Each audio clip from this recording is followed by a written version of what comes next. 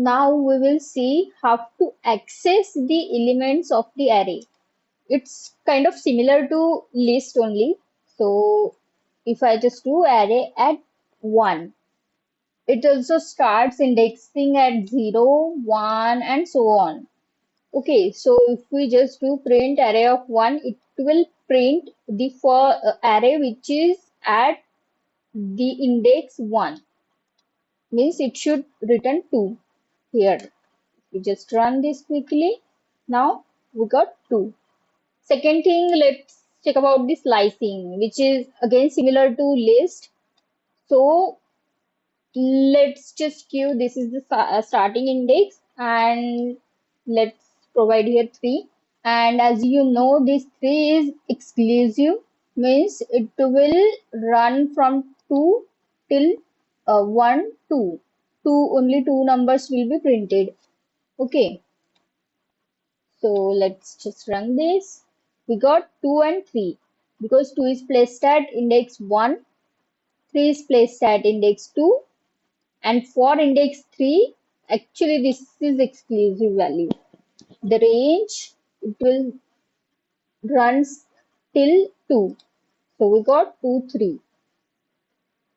And also let's check about the operations like performing multiplication, squares.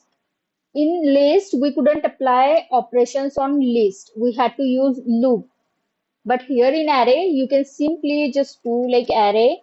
And let's say if we have to multiply each value with 5, here it will add 5, not add, it will multiply each element with 5 and we'll get the array here if I just print.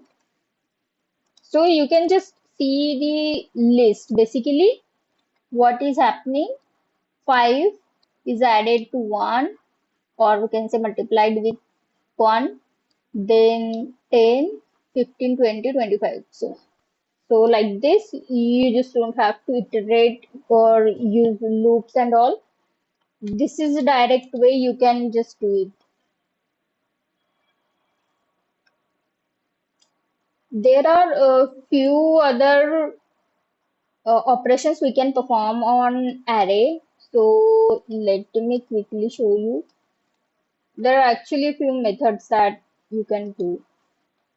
So first of all, we'll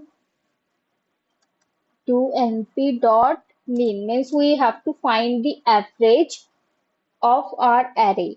So that time you just have to use this mean method and inside that we'll be passing the array. So using this we'll get the mean value of the array. Then we can also do sum of the elements, all the elements of the array. So this functionality we can use. There is one more which is sort. We can sort the array using this method and we can get the maximum number, max. So max will find the highest number from the array and it will return the highest number. And also we can get the minimum number. So here 1 should be printed. So these are few methods. Let me just run this.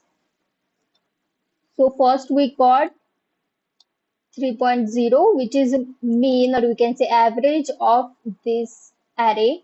Then we got 15, which is sum of the array. Then we got sort. We have okay. So the array is already sorted. Let me just put 9 here. Then that will be more easier for you. Now you can see 9 is shifted at the end of the array as it was at starting. And then after that we have max. What is the max in our array? Let's just go here. 5 was the max, but now here you can see 9 became the highest. And then this is the minimum is 1 already. So this is how we can perform multiple operations